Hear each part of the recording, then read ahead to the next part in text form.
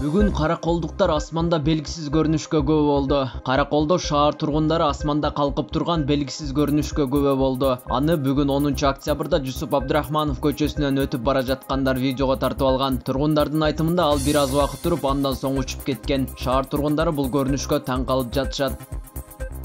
Ала Тоо аянтына аскер унаалары келе баштады.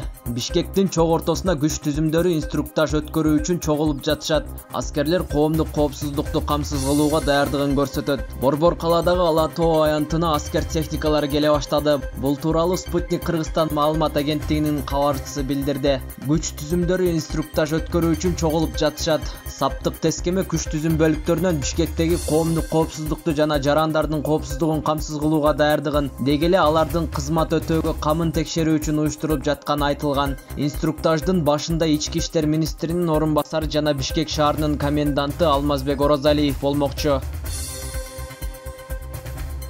Атайын кызмат Койташка Атамбаевди кармоо үчүн келди. Такталбаган маалыматка ылайык, мурдагы президент Алмазбек Атамбаев шаар четиндеги үйүндө жок болуп чыкты. Бир жыл мурда аны дал ошол үйүнөн атайын операцияда кармаган болчу.